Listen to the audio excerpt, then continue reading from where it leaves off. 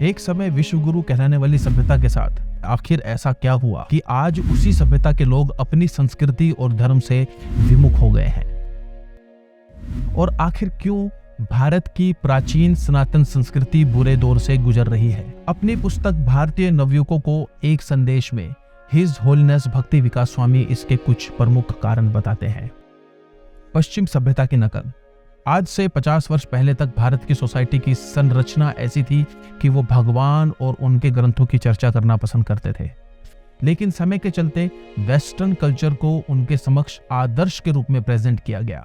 यद्यपि आधुनिक तथाकथित सभ्यता टीवी सिनेमा पर अच्छी लग सकती है, परंतु वास्तव में यह घटिया, दुखी, खोखली और उच्च मूल्यों से रहित है। यह एक आपदा है और बदतर होती जा रही है।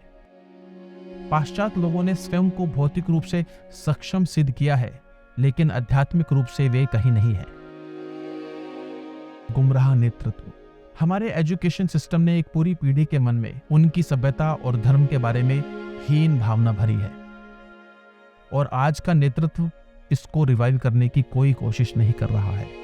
भारतीय नवयुवक सिर्फ टेक्नोलॉजी के ज्ञान की तरफ भागना चाहते हैं, वो वेस्ट को इमिटेट करना चाहते हैं, लेकिन वह यह नहीं जानते कि वास्तविक ज्ञान का अर्थ है भगवान को जानना, जो कि सिर्फ भारतीय संस्कृति दे सकती है।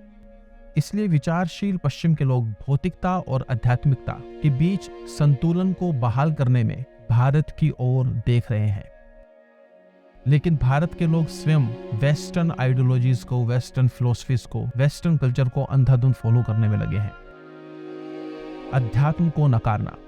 हिंदू धर्म के लोग अपने धर्म की रक्षा तो करना चाहते हैं, लेकिन वास्तविकता यह है कि उन्होंने अपने धर्म अध्यात्म को अस्वीकार कर दिया है। जिस भूमि पर स्वयं परम भगवान श्री कृष्ण ने भगवद गीता का संदेश दिया हो, वो स्वयं भगवान की वाणी को, भगवद गीता को पढ़ते नहीं है। आधुनिक शिक्षा के प्रभाव में वे अध्यात्म को पूरी तरह से नकार चुके हैं। एक अन्य जो कारण है वह है शास्त्रों की गलत व्याख्या।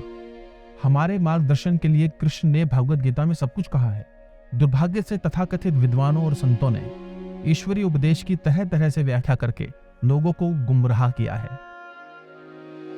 कृष्ण को भगवान स्वीकार नहीं करना। एकम शास्त्रम देवकी पुत्रम गीतम।